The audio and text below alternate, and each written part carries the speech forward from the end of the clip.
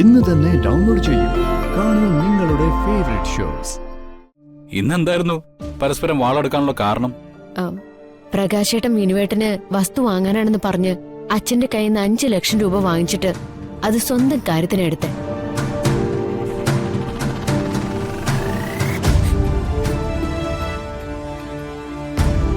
വിനുവേട്ടന് മാത്രല്ല, നമ്മളെല്ലാവരെയും ഒരുമിച്ച് പറ്റിക്കായിരുന്നു. സുചിത്ര അറിഞ്ഞിട്ടില്ലെന്ന് തന്നെ വെച്ചോ. ഭർത്താവിനെ നിയന്ത്രിക്കായിരുന്നല്ലോ, അതെന്താ ചെയ്യാത്തത്?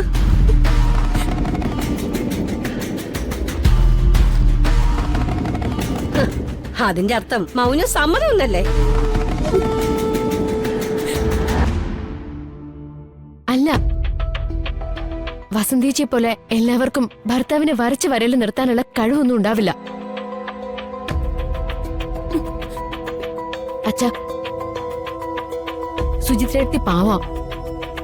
ഇതൊന്നും ഈ പാവ അറിഞ്ഞിട്ടുണ്ടാവില്ല.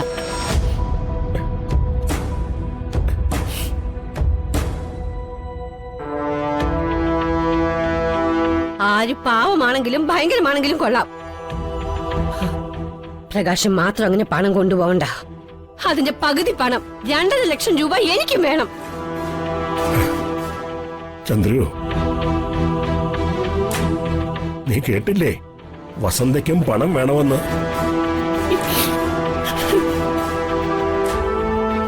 വന്ദനെ, നിനക്ക് വേണ്ടേ പണം? എല്ലാവർക്കും പണം മതി.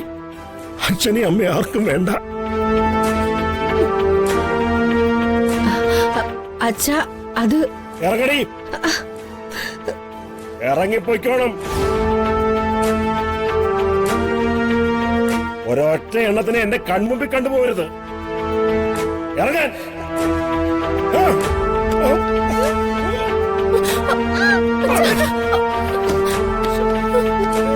ഇറങ്ങി പോടി.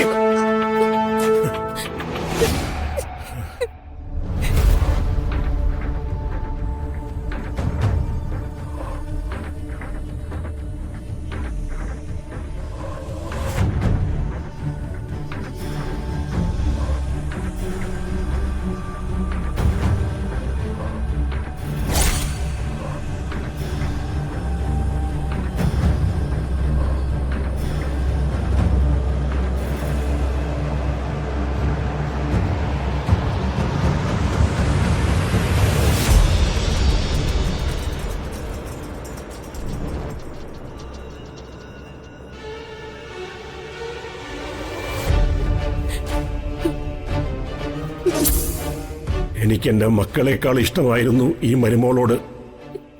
അമ്മ, എനിക്കാരുടെയും കണ്ണീര് കാണണ്ട. എല്ലാവരും ചതിക്കുന്നവരാ.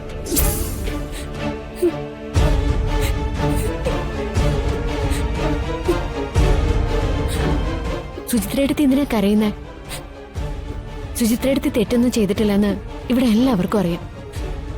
അല്ല, ഞാനും കൂടി കൂട്ടുനിന്നിട്ടാ പ്രകാശേട്ടൻ ആ പൈസ തട്ടിയെടുത്തതെന്ന അച്ഛനും അമ്മയും വിശ്വസിച്ചിരിക്കുന്നത്.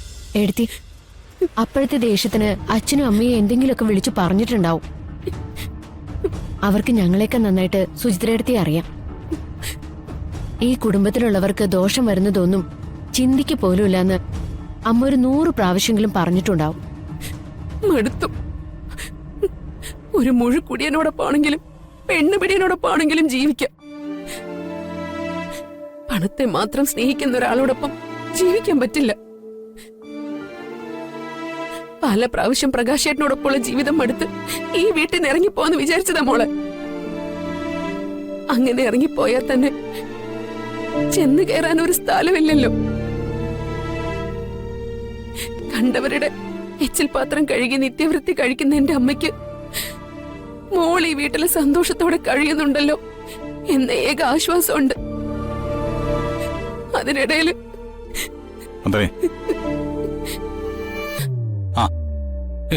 ഈ പച്ചക്കറിക്കൊക്കെ എന്താ വില? ഇങ്ങനെയാണ് പോക്കെങ്കില് തട്ടുകടയിൽ ദോശയുടെ വില വീണ്ടും കൂട്ടേണ്ടി വരും. സുചിത്രജി, നമുക്കേ ഇവിടെ ഒരു പച്ചക്കറി തോട്ടം കൂടി സെറ്റ് ചെയ്യണം. എന്നിട്ട് നമ്മുടെ തട്ടുകടയുടെ മുമ്പിൽ ഒരു ബോർഡ് കൂടി വെക്കണം. വിഷരഹിത പച്ചക്കറി തട്ടുകട.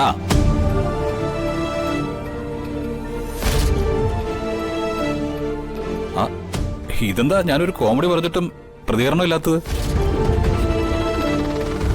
അത്രയ്ക്ക് ബോറാണ് എന്റെ കോമഡി. ജഗ, ഈ വീട്ടിൽ ഇപ്പൊ ഒരു വലിയ യുദ്ധം കഴിഞ്ഞതേ ഉള്ളൂ.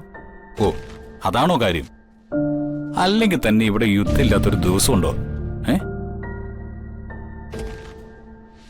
അല്ല, ഇന്നെന്തായിരുന്നു പരസ്പരം വാളെടുക്കാനുള്ള കാരണം? പ്രകാശേട്ടൻ വിനുവേട്ടന് വസ്തു വാങ്ങാനാണെന്ന് പറഞ്ഞ് അച്ഛന്റെ കയ്യിൽ നിന്ന് 5 ലക്ഷം രൂപ വാങ്ങിച്ചിട്ട് അത് സ്വന്തം കാര്യത്തിനെടുത്ത്.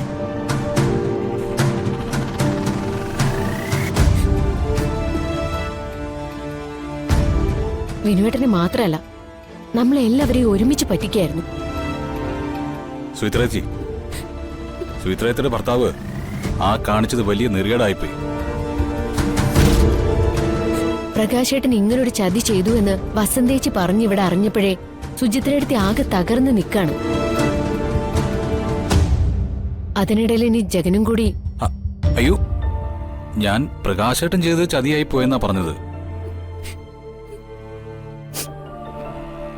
സുചിത്രയ്ക്ക് ഒരിക്കലും അതിന് കൂട്ടു നിൽക്കില്ല എന്ന് ഈ വീട്ടില് ആർക്കാ അറിയാത്തത്? അച്ഛനും അമ്മയും സങ്കടം കൊണ്ട് എഴുത്തിയെ കുറ്റപ്പെടുത്തി സംസാരിച്ചു. അതിലാകെ തകർന്ന് നിൽക്ക എഴുത്തി. സുചിത്രേച്ചി, ചേച്ചി കരയണ്ട. പ്രകാശേട്ടൻ ഇന്നും ഇന്നലെ തുടങ്ങിയതല്ലോ പണത്തിനോടുള്ള ഈ ആർത്തി.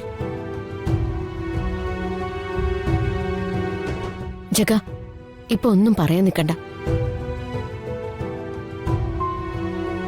ഇപ്പൊ ഒന്നും തലയിൽ കേറില്ല. കുറച്ചു നേരം വെറുതെ ഇരിക്കട്ടെ, എന്നാലേ മനസ്സൊന്ന് ശാന്താവൂ.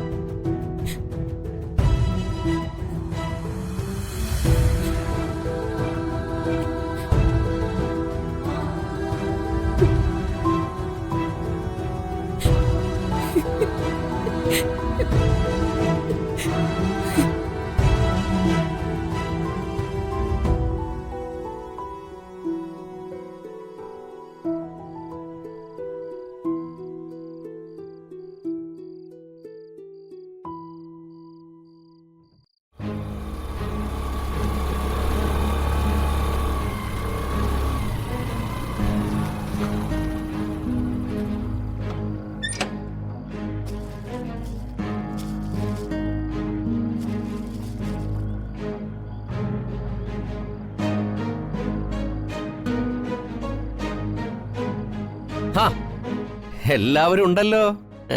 പിന്നെ കാര്യങ്ങളൊക്കെ മംഗളകരമായിട്ട് നടന്നു. പിന്നെ വിനുവിന്റെ പേരിൽ 5 സെന്റ് വസ്തു വാങ്ങാനേ അഡ്വാൻസ് ചെയ്യാൻ കൊടുത്തു.